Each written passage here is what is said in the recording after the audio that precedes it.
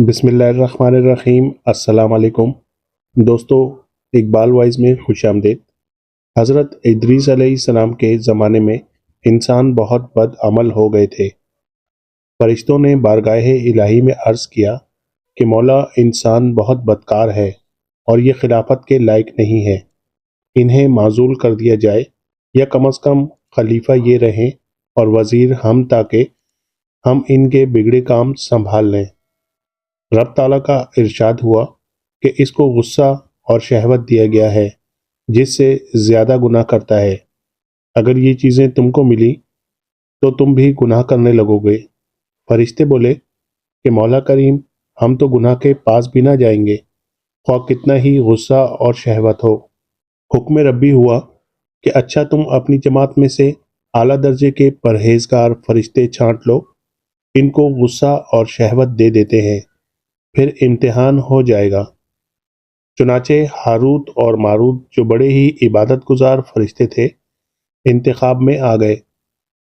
حق تعالیٰ نے ان کو یہ چیزیں یعنی غصہ اور شہوت دے کر شہر بابل میں اتار دیا اور فرمایا کہ تم قاضی بن کر لوگوں کا فیصلہ کیا کرو، اور روزانہ اسم اعظم کے ذریعے شام کو آسمان پر آ جایا کرو۔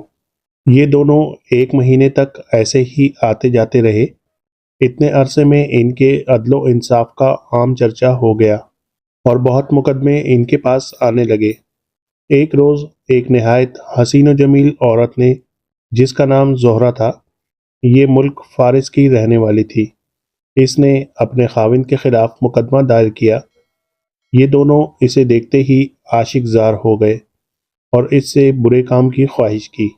اس نے کہا، میرا دین کچھ اور ہے اور تمہارا دین کچھ اور اختلاف ہوتے ہوئے یہ نہیں ہو سکتا۔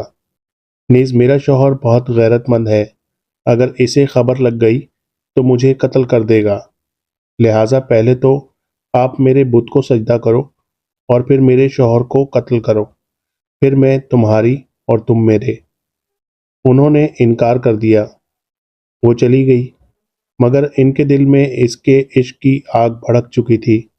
آخر اسے پیغام بھیجا کہ ہم تیرے گھر آنا چاہتے ہیں۔ سر آنکھوں پر یہ دونوں اس کے گھر پہنچ گئے۔ اس نے اپنے آپ کو آراستہ کیا اور ان سے بولی کہ یا تو آپ لوگ مجھے اسم اعظم سکھا دیں، یا بت کو سجدہ کریں، یا شوہر کو قتل کریں، یا شراب پی لیں۔ انہوں نے سوچا کہ اسم اعظم اسرار الہی ہے، اس کو ظاہر کرنا بہت ظلم ہے، بت پرستی کرنا شرک ہے، اور قتل حق العباد، لاؤ شراب پی لیں۔ چنانچہ شراب پی لی۔ جب شراب پی کر مست ہو گئے، زہرہ نے ان سے بت کو سجدہ بھی کروا لیا، اپنے شوہر کو قتل بھی کروا دیا اور اسم اعظم بھی پوچھ لیا۔ زہرہ تو اسم اعظم پڑھ کر صورت بدل کر آسمان پر پہنچ گئی۔ حق تعالیٰ نے اس کی روح کو زہرہ ستارہ سے متصل کیا اور اس کی شکل زہرہ ستارہ کی طرح ہو گئی۔ جب ان کا نشہ اترا تو یہ اسم اعظم بھول چکے تھے اور اپنے کیے پر نادم اور شرمندہ تھے۔ حق تعالیٰ نے فرشتوں سے فرمایا کہ انسان میری تجلی سے دور رہتا ہے۔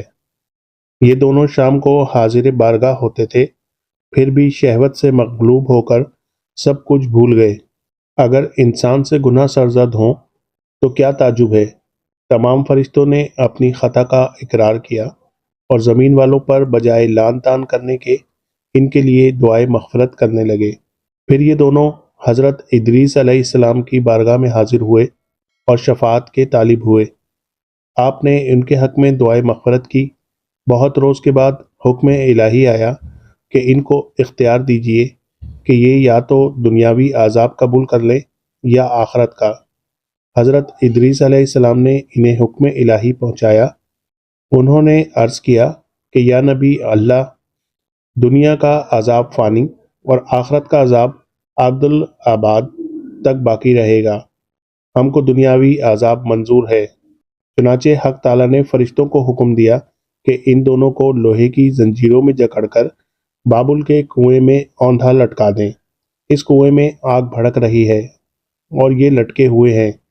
فرشتے باری باری سے ہر وقت ان کو کوڑے مارتے ہیں۔ سخت پیاس سے ان کی زبان باہر لٹکی ہوئی ہے۔ یہ عذاب قیامت تک ایسے ہی شدید رہنے والا ہے۔